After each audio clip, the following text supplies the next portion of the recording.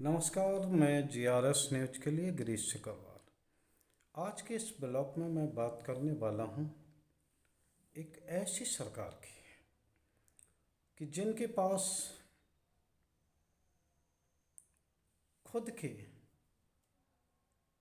अधिकारी नहीं हैं और उन अधिकारियों के सहारे सरकार काम कर रही है, जिन्हें कि लगातार एक्सटेंशन से देकर एक्सटेंशन दिया जा रहा है। जी हाँ, मैं केंद्र सरकार की, मोदी सरकार की बात कर रहा हूँ। अभी आप लोगों को सभी को जानकारी होगी कि जब सरकार उस ईडी निदेशक संजय मिश्रा को लेकर जब उनके कार्यकाल को बढ़ाने के लिए उच्चतम न्यायालय गई थी, तो उच्चतम न्यायालय ने उन संजय मिश्रा को 15 सितंबर तक का समय दे दिया, जिन्हें कि वो खुद उनकी नियुक्ति और सेवा विस्तार को असंवैधानिक बता चुकी है। खैर, इस मामले में हम ज़्यादा विस्तृत नहीं जाएंगे, क्योंकि किस किस की आपकी बताई जाए। गृह सचिव, वित्त सचिव, रक्षा सचिव, अधिकांश जो महत्वपूर्ण विभाग हैं वो सब उन अधिकारियों के बदौलत चल रहे हैं, जिन्हें कि लगातार सेवा विस्तार दिया जाता रहा। आखिर क्या कारण है? क्या केंद्र सरकार के पास ऐसे कोई अधिकारी नहीं है, या वो अधिकारी उन्हें ही क्यों रखना चाहते हैं? आखिर कौन सा राज्य केंद्र सरकार का वो अधिकारी जानते हैं? आप सभी लोग जानते हैं कि अधिकारियों के सहारे ही ये सरकार चल रही है। चाहे कहीं का बहुमत बनाना हो या किसी राजनीतिक दल में तोड़फोड़ करना हो, ईडी और सीबीआई के सहारे और इनकम टैक्स की टीम के सहारे ही ये सरकार निरंतर अपने सहयोगी दलों या विपक्षियों पर अंकुश लगा के रखते हैं।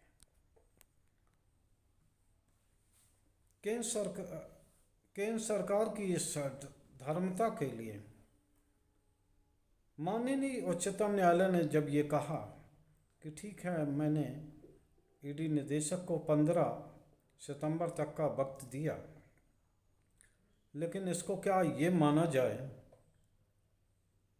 कि संजय मिश्रा के अलावा विभाग में सभी अधिकारी नाकारा हैं?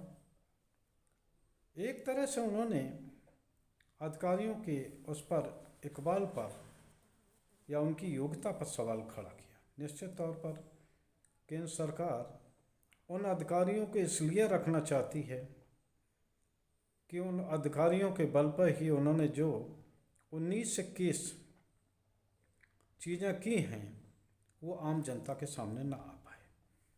क्योंकि जब अधिकारी बदलेंगे या दूसरा अधिकारी उस पोस्ट पर बैठेगा, तो निश्चित तौर पर वो हो सकता है आपकी उतनी बात न माने जितना कि पूर्ववत अधिकारी मानते रहे।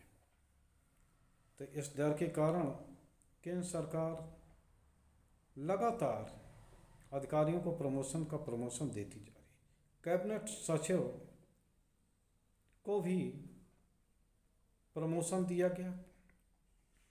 अब वो सबसे ज़्यादा देश में रहने वाले, अधिक समय तक रहने वाले अधिकारी के रूप में अपना रिकॉर्ड बनाने जा रहे हैं।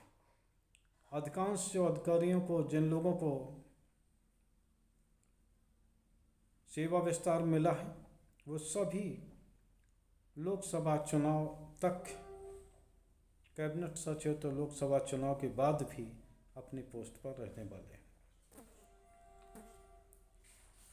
निश्चित तौर पर पहले भी लोगों को सेवा विस्तार मिलता रहा है, लेकिन वो सेवा विस्तार मात्र इसलिए मिलता था कि अचानक या कोई अर्जेंसी है, लेकिन बार बार लगातार 3-3, 4-4 बार आप एक ही अधिकारी को सेवा विस्तार दिए जा रहे हैं। कहीं न कहीं वो ये साबित करता है कि आखिर आप उन अधिकारियों को चाहते क्यों हैं। जैसा कि माननीय उच्चतम न्यायालय ने कहा, क्या आपके पास कोई अच्छा अधिकारी नहीं है? यहाँ तक माननीय न्यायाधीश गवई साहब ने कहा कि अगर मैं कल से सुप्रीम कोर्ट ना आऊँ तो क्या सुप्रीम कोर्ट नहीं चलेगा? लेकिन सरकार है, इतनी तल्ख टिप्पणी के बाद भी वो कोई चीज़ सुनने के लिए राजी नहीं है। आज आप सभी लोग जानते हैं कि मणिपुर के डीजीपी की उच्चतम न्यायालय में पेशी है। 2 बजे के बाद वो इस मामले को सुनेंगे। सदन में भी आज बड़ा मनोरंजक दृश्य देखने को मिलने वाला है, क्योंकि राहुल गांधी की दोष सिद्धि पर माननीय उच्चतम न्यायालय ने रोक लगा दी है।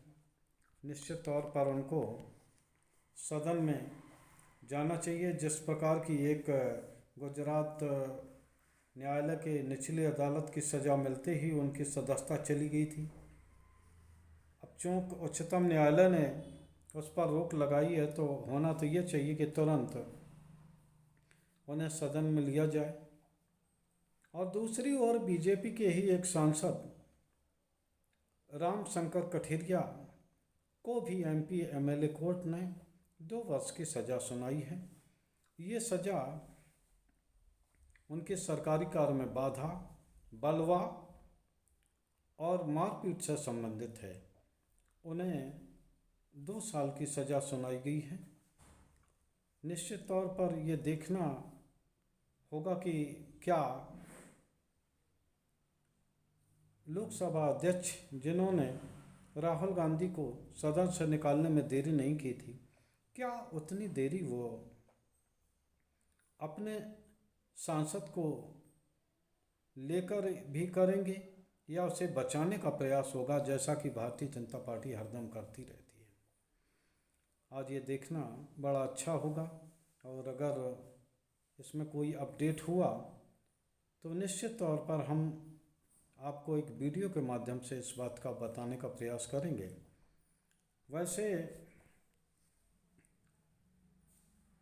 देर कितनी भी लगे, केंद्र सरकार को निश्चित तौर पर अपने सांसद रामशंकर कठेरिया को निकालना पड़ेगा, क्योंकि विपक्षी दल इस समय ऐसी मांग उठाएंगे और कहो सदन भी न चल पाए। आज कल से अविश्वास प्रस्ताव पर बहस होना है। इसको लेकर केंद्र सरकार तो ये चाहेगी कि राहुल सदन में ना आए, क्योंकि वो जिस तरह की भाषा का प्रयोग करते हैं तो निश्चित तौर पर केंद्र सरकार के सामने असहज स्थिति आ जाती है।